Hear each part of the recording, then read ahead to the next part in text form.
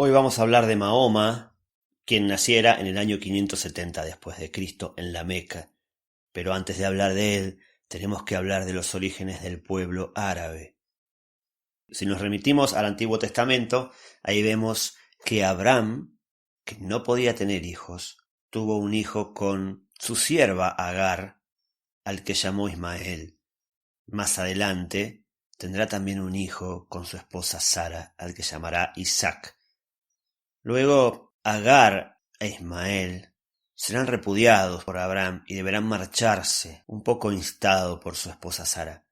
Pero lo importante aquí es que Isaac será el padre de Jacob, quien a su vez tendrá 12 hijos que serán los padres de las 12 tribus de Israel, mientras que Ismael será el padre de todo el pueblo árabe. Y de esa descendencia vendrá Mahoma. Mahoma nace, como dijimos, 500 años después de Cristo y se considera a sí mismo un profeta, continuador de las enseñanzas de ese otro profeta llamado Cristo, al que no reconoce como hijo de Dios. Pero esto lo vamos a explicar un poquito más adelante. Ahora nos centremos en su nacimiento. Cuentan que ya desde su nacimiento Mahoma podía hacer milagros y que cuando se asomó por el canal de parto se iluminó todo el mundo. Muy análogo al nacimiento de Abraham, que nació en una cueva y que cuando él estaba en el canal de parto lo que se iluminó fue esa cueva. Solamente que ahora nos demuestra el relato que Mahoma es un profeta grandioso que está por encima de Abraham. Cuando tenía 6 años, unos ángeles entraron en su casa para hacerle una operación, le abrieron el pecho y le sacaron una mancha negra de su corazón para extraerle el mal.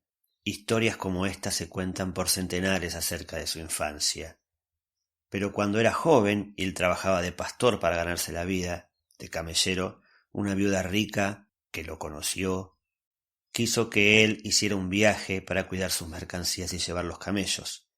Y cuentan que allí, cuando se desplazaba Mahoma por el desierto, no sufría calor porque una nube lo cuidaba. Lo cierto es que esta viuda rica decidió casarse con él y a partir de allí Mahoma no tuvo más problemas económicos. Y hacia los 40 años decidió hacer un retiro en la montaña y allí se encontró con el arcángel Gabriel, que le relató las enseñanzas de Dios, que él hubiese escrito de no ser analfabeto, pero que relató y otros escribieron. Y a partir de allí se convirtió en un profeta. De él nacerá una de las religiones más grandes del mundo, llamada el Islam, que quiere decir sometimiento a Dios. El Islam cree en un Dios único, si bien está fundado en las comunidades árabes que creen en múltiples dioses. Lo que viene a decir Mahoma es que Dios es uno solo, se llama Alá, y que no tiene hijos, con lo cual aquí da por tierra la idea del cristianismo, del Hijo de Dios. Aunque no niega, como ya dijimos, a Cristo, sino que lo toma a Jesús como uno de los mejores profetas. De hecho, en el Corán aparecerá más veces nombrado Jesús que el propio Mahoma. Como los árabes de la zona en donde nació Mahoma antes adoraban a espíritus de la naturaleza, quedó en el Islam la adoración a la Kaaba, que es una piedra negra, en realidad es un meteorito que ya era adorado y era visitado por muchísima gente en ese lugar. Luego esto se fue sincretizando, es decir, se fue mixturando con la religión del Islam y ahora el Islam es quien la adora y todos los musulmanes una vez en la vida deben ir hacia la Meca a adorar la Kaaba y caminar alrededor de ella.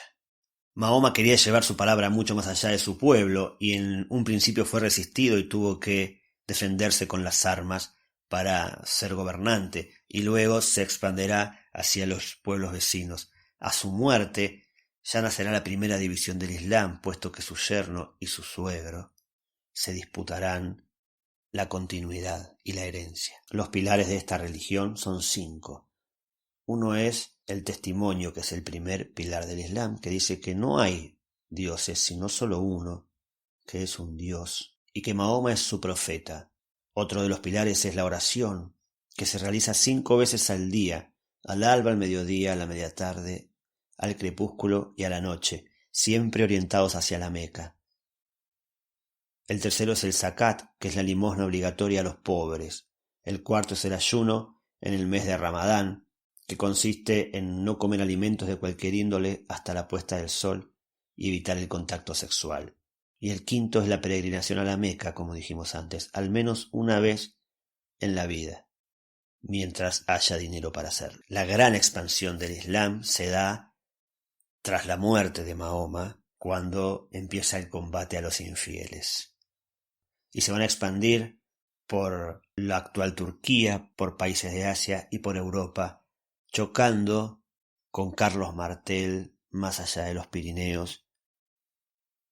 Carlos Martel es quien luego será abuelo de Carlomagno y que establecerá un límite preciso entre el mundo árabe y el mundo occidental cristiano, que tardará 8 años en resolverse. Nos despedimos con una pequeña frase de Mahoma para tratar de reflejar un poco estas nuevas enseñanzas que él quiso traer en plena Edad Media, que dice así: la tinta del sabio es más sagrada que la tinta del mártir.